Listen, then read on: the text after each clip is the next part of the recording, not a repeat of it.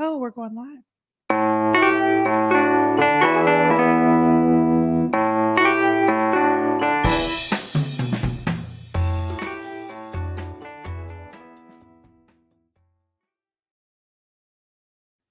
All right. Welcome to Chaos, a weekly podcast exploring the messy and chaotic lives of founders, entrepreneurs, and innovators. Hello Chaos is one of the many resources brought to you by Orange Whip. That's Orange Whip, WIP for work in progress. Orange Whip is a multimedia company dedicated to serving founders and entrepreneurs across affiliate cities through hyper-local online platforms designed to inform, inspire, educate, and create connections to help founders along their journey. Orange Whip is part storyteller, part how-to guide, and navigator. We are the megaphone for founders telling real, raw, and honest stories, and why our mantra is where aha meets oh shit. No comment. No. My name is Jennifer Sutton, aka JJ. I'm the founder of Orange Whip and your podcast host. We record live every Wednesday at 3 p.m. Eastern Standard Time and publish on all podcast platforms on the following Sunday. On our podcast today, we welcome Kevin Weir to our 51st podcast episode. And Kevin and I go way back. When? And you are now you're an entrepreneur, you're a founder, a product developer at Dow Chemical, Milliken, and all sorts of places. Yes, in the past. Yes. And now you're supporting small businesses across South Carolina. Yes. Right? With the SBDC, Small Business Development Centers. Good, you got it right. Yeah. So, Kevin, thank you for coming on today. Thank you for being in the studio and joining us. Just tell us about your entrepreneurial journey and how you are connected, or why you're passionate about the founder journey. Well, I guess it starts with your own traits, right? So I was brought up in Liverpool. If anybody knows anything about Liverpool, it's full of go-getters, go-doers. It's a port town. So it's been known to have fighters over there. And it's a town that struggled in the past. Very famous old city. And the trait of the people there is to fight for everything, and fight for what's right. And typically people over there are good-hearted and stuff like that. And so you want to help people all the time. And also there's that tinge with natural creativity that's, in your mind and stuff, and how you view things and look at things. Put you in the box of essentially being an entrepreneur, whether you like it or not. Right. So typical troublemaker, always wanting to do things different, make change, help people, all the traits of how you become an entrepreneur. But I think the journey really started when I started work and as an intrapreneur. That's what I was going to say, because we talk about intrapreneur versus entrepreneur. Why don't you tell people the difference? Well, I just looked it up before we started. I was trying to do my homework, which is we've completely failed doing that. But when I looked up intrapreneur on Wikipedia or whatever, I don't see it like that. It talked about being a manager and allowing entrepreneurship to happen with an organization. But for me, an intrapreneur is an entrepreneur within an organization. Right. So it's entrepreneurial spirit, right? And actually not just talking it, but doing it. That's the difference. So if I look at when I started my first job with real job with Dow Chemical, whatever products they had, I was always playing with them, trying to make them different, right. Talking with customers about them, even though I wasn't allowed to talk to customers in those days. I would find a way to do it, and I would bounce off the product ideas to them, and I would change them around. And then in my own time, even at weekends, I would come and change the product around, and then I would go whole to management. Look what I've created. And they would just look at me and say, what are you doing that for? Get back to work, do your job. Yeah. As much, I said, you don't have time to do that. I said, I did it the weekends. So what's wrong with that? But the main thing was the focus was always our customers.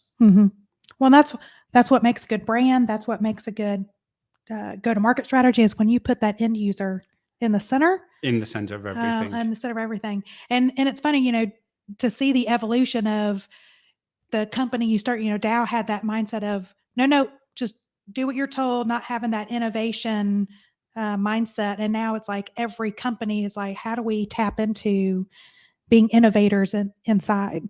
That's right. And there's a lot of like courses you can do, and you get taught innovation and the NPD, new product development process, and stage gate process and all that, but that's mechanical.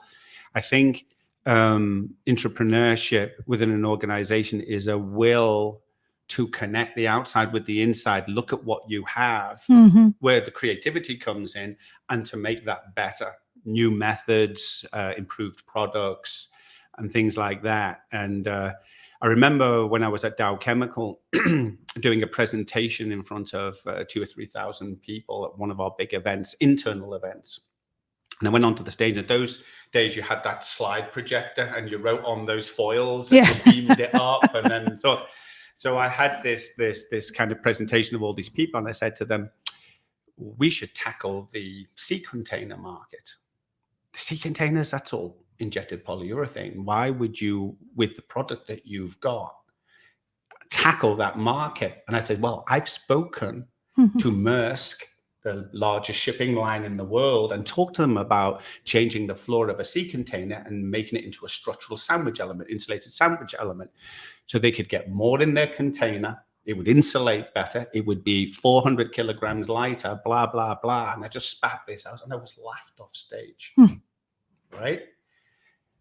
But sometimes you need air cover, because the president of our business unit, $1.5 billion business unit at that time, came to me afterwards and said, you were very brave up there today. That was very smart. Go out there and tell me how I'm going to do it, and I will give you cover regarding the rest. And he did. And I went out to Hong Kong. I went, no engineer was going to Hong Kong. The people looking, where's Kevin gone? 2 weeks I was out in Hong Kong working with the big shipping lines. Come back, say, this is how we're going to do it. So then the big boss just goes to the plant and says, you're going to make that material. And we ended up selling $50 million on the first or second year of that product. And I was so successful. They gave me a mountain bike for it.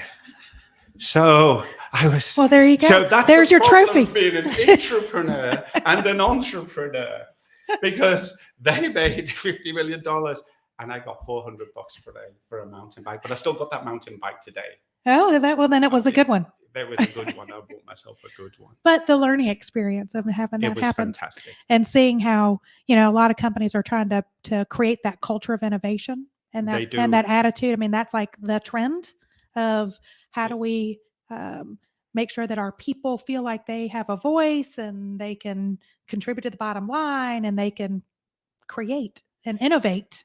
But 10, 15, that wasn't the norm.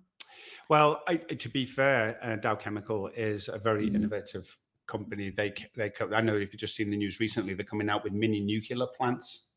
That was just come on the airways to drive their plants in interesting ways. They came out with solar panels for roofs well before solar panels. Now I don't think that worked out too well for them, but they're willing to have a go. And in my day, they were called the Dow Cowboys because they really let us loose to do crazy things. And it was a very good time in the late 80s and the 90s to work for that company. And they also then taught us the processes. So a lot of people think that being an entrepreneur or having, and we'll get into this a little bit later on the current state, is just serendipity and just like creativity.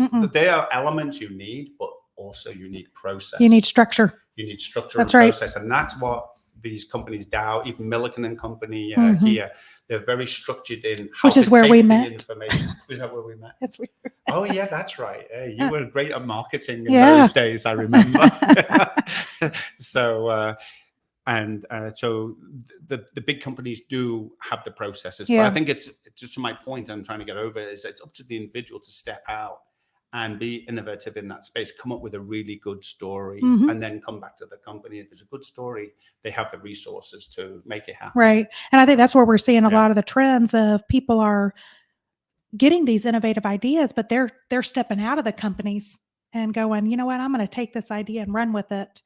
And I think that's where a lot of startups and scale ups where they struggle is having the know-how of what's the process, the stage gates, all the proper tools. And that's what you do at SBDC is kind of working with these Yeah, so it's folks. come like full circle. So I've been in business 46 years. It's a long old time. I don't know how many people of today's generation will be working 46 years, and I'm not finished yet. But being in the SBDC is almost like being a social worker for businesses. That's the way I describe it, because I'm not going to get rich doing it, but I'm going to get rich in the learnings that I get from working with my clients, and also what I'm able to, all this stuff that I've learned with Shell and with Dow and with Milliken and Company, to be able to take all that experience and give it back is worth its weight in gold. It's a fantastic organization, and I'm blessed to have that opportunity at my stage of my career to be able to give back to those clients. Where do you see the most, I guess, common thread of when businesses come to SBDC? At what stage? Is it always all startups, or is it, you know what, I've been in business for 10 years and I'm struggling? Like what stage do they come into SBDC? Yeah, it's a good question. If we take an 80-20 rule, I'd say 80% are early revenue or pre-revenue, and the other 20%, in terms of the number I have, are already, looking at how to expand their business or how to exit their business. And in that phase of it. So one of the first things I do before I talk to my clients is do my own VOC, voice of customer, with them first. So before I dive in, like if you would come to me and say, hey, Kevin, I've got orange whiskey, I'm not quite sure how to build it. A lot of it comes down to who you are, what your objectives are personally, what's the timeline of those objectives, and what the current state of your business is, because then you can decide what kind of help you're going to give them. For example, if a company wants to take their idea,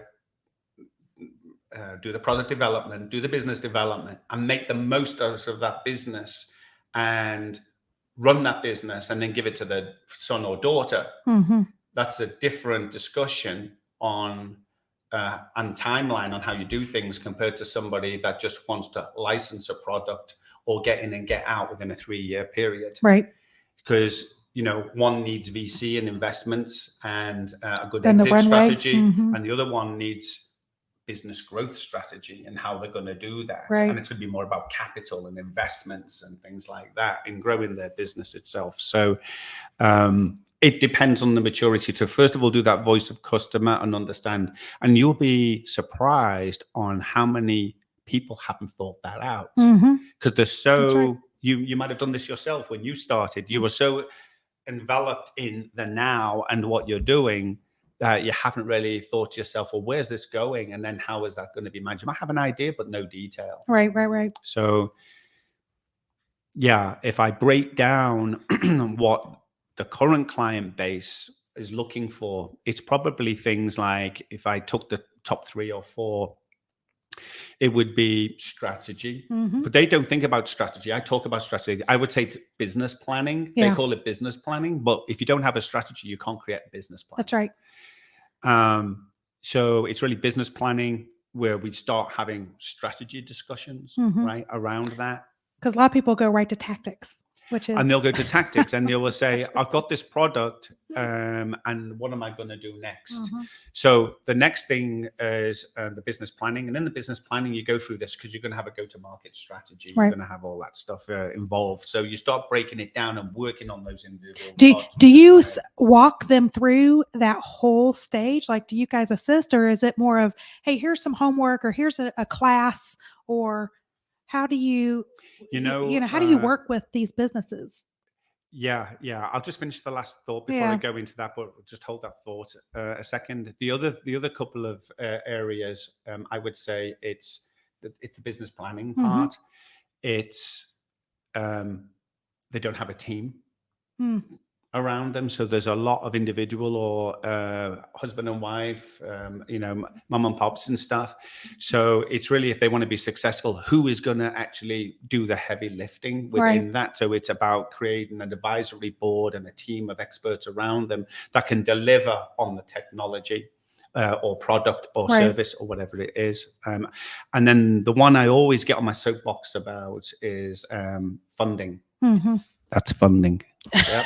Just want to, because it's interesting, as an entrepreneur, you are expected to take all the risk with very little financial support. You take all the financial risk. That's right. And that's the difference between an entrepreneur and a person like me who was an intrapreneur. I was not willing to take the risk. Right. I wanted a good salary every week. Or we see that with like solopreneurs too. I mean, someone's just looking for a few gigs. Yeah. They're not taking the risk of that, the so funding and the capital. I know, and they expect to do make their business with very little financial support. But as soon as they make some money, if you're not plowing it back into your business, it's gone. It's gone, right? So I would love to see, if I'd one wish in South Carolina generally, is for more seed funding for the early stage, so that they can actually develop something along with their business plan, but actually develop something, take it in front of a customer and get that feedback on it. It's a great idea, because you wouldn't believe how many clients come to me with ideas that are not very good. Yeah. But they totally believe in them. And so part of my job in that case is to be a sounding board and say, did you consider that? I am not sure, because I'm neutral. Yeah. And sometimes they don't have that neutral, because it's friends, family, people they know. Who's going to tell? We were talking about that before behind the camera. It's a nice, handsome guy there. We were talking before about this, who is, your sounding board, and people are being too nice to each other and things like that. Sometimes you have to be in the face and brutal. And I will, I get away with a bit because I'm British, but I will say, are you ready for this? Right. Here's what I'm thinking. And then I will lay something out and say, what do you think about what I just said? And sometimes they will stop. But when an entrepreneur is totally convinced that they are doing the right thing and they're willing to spend the money, for example, on IP, which is thousands of dollars up front, with, you don't even know if you're going to get your patents. IP is intellectual property, of course. But they're going to spend all this money up front, but they may not know yet whether the market actually wants their product or not. Right. So I try to get them involved as quickly as possible in really understanding whether they have an idea is strong enough to warrant the investment that they're going to do. And if they just think about that for a minute, then I'm doing my job. That's right. You know what I'm saying? Do you, and then you had a question. I did have a question, but now I've got another one. We'll get back to that one. All right. In the SBD, do you find that you guys consult more businesses that are service or tech, or like tangible product, like that needs manufacturing and supply chain and all that? So it's all the above, but so within the SBDC, in this, it's a US wide organization. Like every city has, every state has them. Every state has a number, and in South Carolina we have 20 offices across the state. We have 55 people, and we're manning those offices, leading those offices, people in those offices, and they have backgrounds typically in finance, banking. They've been business folks and whatever. So the majority, you can walk into an SBDC and get free consulting. All we want in return is any attribution. So if I work with Orange Whip and you make $1 million next year, we just want to say we helped you get that $1 million, because that goes back to the SBA, Small Business Administration. And it's all, is it worth having the SBDC? Are they giving value for money? Because it's taxpayers' money, which is the right thing to do, right? And so within that, I would say 90% of the people walking in are small businesses that you would see in any strip mall, on the high street, in downtown, and whatever. So it's just a full spectrum. So from that perspective, yes. And then they employ me as the technology commercialization specialist, because I come from that background. So anyone that's using advanced manufacturing or making a product, looking for federal grants or state grants and things like that, they will throw them over the fence to you. me. Yeah. Okay. And we'll co-consult as well. So sometimes they'll help on the business planning, and I'm really doing the new product development side of it and the strategic intent. Okay. And what we also do that's a value is anybody we know the banks, we know the lenders. Mm-hmm. We've all been in business before, so we know other networks, and we will bring them together. So the connectivity. The connectivity is a very important part of what the SBDC does. And I think we had 20,000 interventions last year. Did you say inventions? Interventions. Interventions. Yeah. Oh, of like the connection with forums. With potential Okay. clients. Yeah. And I think that's the right number. And so every day we're in the trenches at the forefront with the businesses who need help. And we try to do our best. And then if we can't do something, we'll hand them over to another group that can help them. So sometimes it's a bit past the parcel, but generally we spend many, many hours and stay with the client from when they've got a first idea and they come in and they're starting an LLC right through to their IP, intellectual property, and the patents, trademarks, and things like that. That was me. And okay. It was like and right through, and then getting grants and loans to actually grow their business. Okay.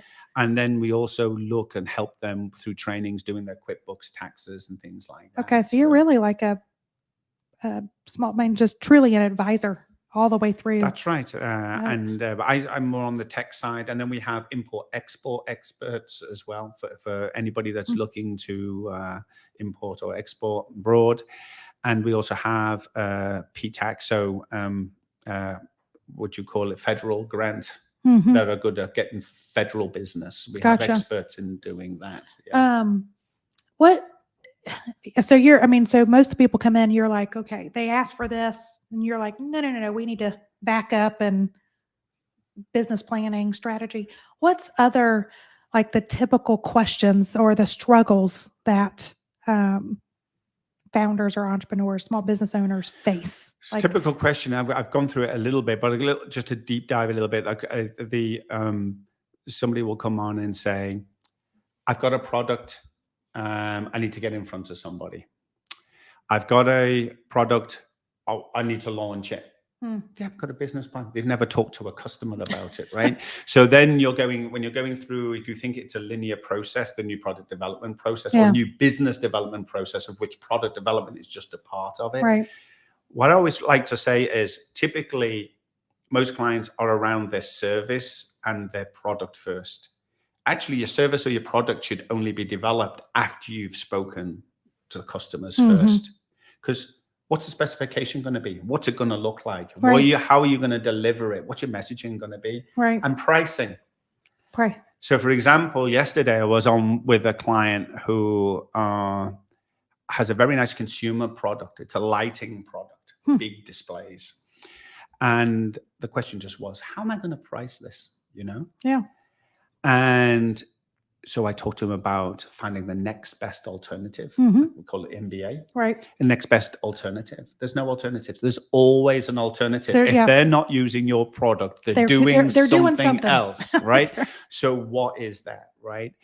And go and figure that out. And we do market research reports as well. That will help them. So we can give some free market research to help them along that. But basically, this person has to go out and really start talking to the customers and laying out why the product that he has so many benefits. I was talking to him about the marketing equation that I learned many, many years ago, which is V equals B minus C. V is value, B is benefits, minus C, which is the cost. So it doesn't matter what you're doing and what you're looking for, you're always trying to deliver value to somebody. Right.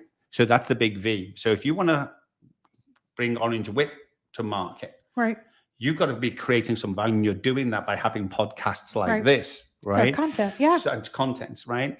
And then there's the benefits or your customer benefits. What do they see as the benefit of that? And hopefully, you see benefits. And then it's minus the cost. I was free today, so that's right. Great. So, but it's benefits minus cost. And if you look at that all the time, if you want to price something and it's going to be higher than the next best alternative. Right. You've got to create value. You've got to increase the benefits. That's right. Right? If you're lower price, you should, in theory, either reduce your benefits to get the same value. So don't over-engineer your product. So don't over-engineer your product. I had this discussion with this person yesterday, and then we talk about a value model where you look at the total benefits of acquiring that product or service. Right. It's not just the cost of what you pay, what it also bringing you. So you got, intrinsic and extrinsic value. And so I mapped this out, and he just said, I got it. I'm on my bike. I'll talk to you in 2 weeks after I've talked to 10 clients and I've mapped all this out. Yeah. Job done. He's going to figure that out. Once you get the pricing and you think you know where that is, then you've got to go and validate it. Right. And there's lots of ways. You can, we used to do conjoint studies to kind of, for example, as to test the pricing elasticity against the value, like the benefits. That's right. Yeah. And it's smart if you can do that at that time. Other clients, this person had a garden center, a product to prevent bugs from eating your plants. Okay. But like a bricks and mortar? No, just a product made out of it. I mean, a lot of these people are making their product in their garage behind the house. Yeah, It's crazy. There's thousands in South Carolina doing this. And they've got this product and a little bit of packaging around. They say, hey, right. So I've been to the customer. No. Why? Yeah. Right? Because I've got all these networks. Because I'm afraid of somebody will steal my idea. Mm-hmm. So, trademark it. That could happen. Trademark it and see if you can get some kind of basic provisional patent. Right. The trademark will only trademark the name, of course. It's not going to stop them from copying but the product. But the idea, but you're right, the patent. The patent. So file a provisional patent. Before you do that, you have to talk to the customer. Is it worth $750 for you to do that? $1,000 if you get a patent lawyer? Yeah, I'm committed. Then go and do it. Right. As soon as you've got that, go and talk to Ace Hardware and Walmart and all this kind of thing. So this is the kind of feedback that we give, and that's okay. I needed somebody because you don't have anybody to talk to. No, it's lonely. It's not just lonely. It's hard to navigate. It's really hard to navigate all that. Yeah. How many businesses? I mean, just for you as an individual at SBDC, how many are you juggling as the advisor? It's probably more than 60 at the moment. Whoa. And how many? I mean, so you guys are juggling them in hundreds, if not thousands, across the state. Oh, yeah. I mean, I have the smallest. I have the smallest number because it's so specialized. A lot of the folks with the rest of the businesses come in, they want to have a loan, they'll fill out the loan paper and then they'll go out. But for my job, because it's new product development, it's very tricky. You're talking about materials, what materials you're going to use, manufacturing, how you're going to manufacture. I mean, there's so many facets to new product development and service development, making apps. How am I going to make an app? Apps cost a fortune to make. So really, getting around and reducing and doing wireframes and cheap ways to get it in front of your client first is some ways to get some feedback before you start spending $100,000 on an app. We did that with Orange Whip. We created a whole different prototype of our online product, and it bombed. You did, yeah. Well, thank God you tested it. And then we went out to 1,000 entrepreneurs and founders, and they hated the first, which was it was a aggregated newsletter, and they hated it. And what they asked for was, we kind of listened and we created Orange Whip, the online platform, based on all of their feedback. And that is exactly the way to do it. Yeah. So, Kevin. Yes. I forgot your name. I know. No, I did not. Well, we have 10 minutes. Why are you shouting at? It's like, you can talk, Kristen. That's the handsome guy behind the camera. Yeah. We don't have any chat as well. If anybody wants to comment, by the way, then you can ask Jennifer all the hard questions. What I was going to ask, like, if you had to create a solution or a model or something to help founders, whether it's in South Carolina, like, what do you think is the biggest gap or that we can fill, or what's the biggest gap to help a founder and entrepreneurs within South Carolina that can really make people go from that, I got it, like. I think their access to experienced people. As in like networking? Yeah. Okay. So I think there's a lot done in Colombia in networks. There's a lot done in Charleston, and there's a lot of good work done here in the upstate, and around the Greenville area, and what Next is doing, and these Start Greenville programs, where with like Furman and Furman, the Hills Institute, Yep. and all this are coming together, and we meet at Start Greenville. I think you're a part of this as well. Every couple of weeks, and we share what's going on within our organizations, and suddenly you see people dropping a new client on your desk. Hey, can you help them? Can you help these and whatever? So that it becomes like an ecosystem for support. And but it doesn't seem to be consolidated across the state. And I know the Department of Commerce and the Innovation Group over and they're there, starting to like and those structure, I think, and do some things there. And yes, I think they've done a good job, Nancy and Julie, of going around and finding out what's going on within the state first, and then trying to find a way to glue it all together. So the more we can glue that, that's one thing. The second is, you asked a question before, you never came back about is what you do with your clients and stuff. And you can't do everything with the client, because 80-20 rule. I'm working day to day with 20% of the 60 clients, but that the others come around, because you physically can't do it with a single person. There's too much to do. Is push folks out to other sources of support, like an accelerator, like a boot camp. So to go, hey, you really need to go through this. You haven't thought through the business plan. Go to these 1, 3 or whatever, and I don't just push them there. Of course, I'm going to give them some stuff there, but there's some of the language that you don't. I always send them through Investopedia as well. So if you want to know what a SAM SOM is, go to Investopedia, and they'll tell you what the total addressable market and how you calculate it, what the service addressable market is. Because you need to understand this language if you're going to, especially in my area of tech, and they're going for grants and VC money, they want people to come in and pitch as a business person, an articulate business person. So I will give them the high level, and then say, right, now go and do this. So I'll give you an example. My friend Doug Henges at Builder Rocket. I met him a few months ago, and really nice guy, and he's got a kind of a web-based program for builders to help them manage the whole building process. It's extremely complicated, from supplier right through to the consumer, the person who's building the house, and he integrates all that, and it's great. And I said to him, why don't you do that boot camp over in Greer, at the boot camp over there, and just jump on and see what you're going to do. You might get some network, and it's going to cost you a bit of money, but you're fine. Anyway, he goes, he kills it, wins $1,000, cost him $500 to do it. So he's a win-win, 500. But got exposure. He got exposure so much that within 4 weeks of that, he was pitching at the Next Accelerator Innovation. And he actually did well with that, and got another $25,000. Oh my goodness.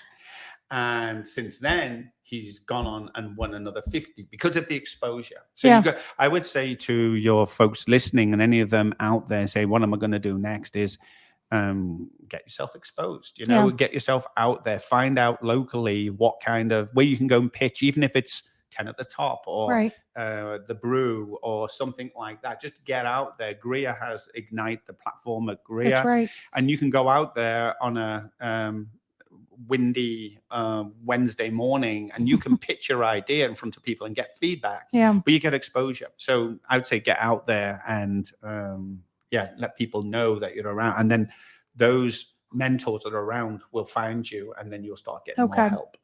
That's good advice. Yeah. So what keeps you up at night, Kevin? Retirement. Like how you want to retire? So it's going to be, nothing really keeps me up at night anymore, because I think I've been through the evolution, going through business, and it's almost give back time now. So I think if you ask me then instead, so nothing keeps me up. I'm lucky and blessed from that perspective. But I would say my passion is my clients. Mm-hmm. I love them to bits. They're my friends, like you, for Yeah. example. You become friends and sisters and brothers, and I get the hit from seeing them be successful. Yeah. Yeah, that's what it's about. Is that what gets you up in the morning? It gets me up in the morning, All definitely. right. Yes. Do you have any, like I call it the aha moments in your journey over, like the biggest aha moments? I guess I wish I knew now and didn't have to go through the pain of learning it all, because I've made a ton of mistakes. Well, that's And that's why I'm not big boss or CEO or something like that. I was a bit of a renegade, and but I wouldn't change anything, because I had a great journey. I've worked in Europe. I've worked in the United States. Mhm. I've worked in South America, and I've done projects all around the Well, and you've worked with world. some the biggest and best companies too. I mean, Yeah, and very, very lucky from that perspective. So yeah, just no worries. And now it's about give back and then reattaching again to, you know, friends and family and Yeah. those that are far away. So what is next? What does retirement look like for you? I don't call it retirement. I call it not having a 9 till 5. Okay. So I think a lot of people will be calling and saying, "Hey, Kevin, can you help me with this?" Oh my God, and I'm on a beach in Mauritius, and I'm harpooning fish and I'm eating octopus. Can you leave me alone? But when they call me, of course I'll answer. Yeah. So I'm looking forward to a more of a life. You know, 46 years in business is a long time, Mm-hmm. where it's been 8 till 5. Yeah. You know, 300 days a year. So the thing is what's beyond that, and exploring that is going to be exciting. That'll be fun. Yes, you can come.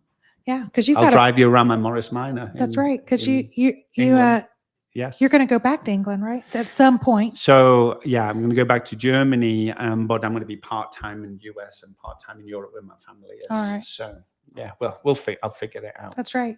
Any lasting advice that you would give any founders or entrepreneurs listening? So it's funny. I have a client locally here, and it's stressful because entrepreneurship is it's a roller coaster. You're up one minute, you're down the next. Mm-hmm.